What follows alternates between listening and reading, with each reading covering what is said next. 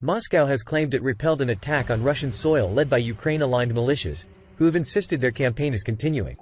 The governor of Russia's Belgorod region, which borders Ukraine, announced on Tuesday evening that he was canceling a counter-terrorism regime that introduced restrictions tantamount to martial law, while claiming Russia's defense ministry and security agencies were still engaged in a mopping up campaign. The Russian Defense Ministry earlier claimed to have trapped and liquidated units of anti-Kremlin Russian fighters who have said that their goal is to liberate their country from Vladimir Putin. The Russian Defense Ministry released videos that it claimed to show artillery and bombing strikes targeting members of the two units, the Russian Volunteer Corps and the Freedom of Russia Legion. Those videos could not be independently verified. They included an airstrike on a building that appeared to resemble the Grayvoron border outpost, where the militias had uploaded video that included a Russian border guard lying in a pool of blood. Members of those units said their campaign was continuing and denied the Russian claims that it had killed dozens of them. One video posted by the Russian Volunteer Corps showed fighters riding on an armored vehicle in what it called a small, but already liberated, part of our homeland. Another showed them firing mortar rounds from a location they claimed was inside Russia. The fighting began on Monday. Russians posted videos of helicopters dropping flares over a town, while Ukrainian media posted drone videos showing smoke rising from a village after shelling. Such scenes have become ubiquitous in Ukrainian cities and towns attacked by Russia, but are rare on the Russian side of the border. The cross-border raid was seen by some as a potential shaping operation meant to divert Russian attention on the battlefield before an anticipated Ukrainian counteroffensive.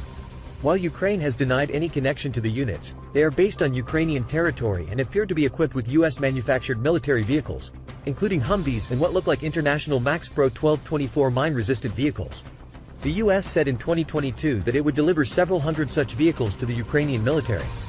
Dmitry Peskov, the Kremlin spokesperson, said on Tuesday that the attack had provoked profound concern and meant that Russia had to continue its war in Ukraine. At an award ceremony in Moscow, Putin said Russia was experiencing difficult times, while calling for a national consolidation around the war effort. A UK intelligence report stated on Tuesday, Russia is facing an increasingly serious multi-domain security threat in its border regions, with losses of combat aircraft, improvised explosive device attacks on rail lines, and now direct partisan action. Russia will almost certainly use these incidents to support the official narrative that it is the victim in the war. Mikhailo Podolyak, a Ukrainian government advisor, said, "Seriously, it's time for the Russian regime to think about objective reality. The sooner you leave all the territories of Ukraine, the less of a catastrophe Russia will end up with in the end." Details of the raid and the number of casualties continued to emerge on Tuesday evening. The Kommersant newspaper reported that a Russian base called Belgorod 22 was shelled, leading to the deaths of 2 Russian soldiers. The base has been used in the past as a storage facility for nuclear warheads. The strike on the base had not been previously reported. The Russian Defense Ministry blamed the Ukrainian armed forces and said more than 70 Ukrainian fighters had been killed and 4 armored vehicles and 5 pickup trucks destroyed. The Belgorod regional governor, Vyacheslav Gladkov, said a civilian had been killed by the Ukrainian armed forces. Drones also struck local administrative buildings used by Russia's FSB security service and the Interior Ministry, along with a customs checkpoint, late on Monday. The deputy head of the border Grayvoron district was reported to have been wounded in a shelling incident. Gladkov said on Tuesday evening that Belgorod had come under fresh attack from a drone which dropped an explosive device and damaged a car. Later, he said that a second drone had been shot down.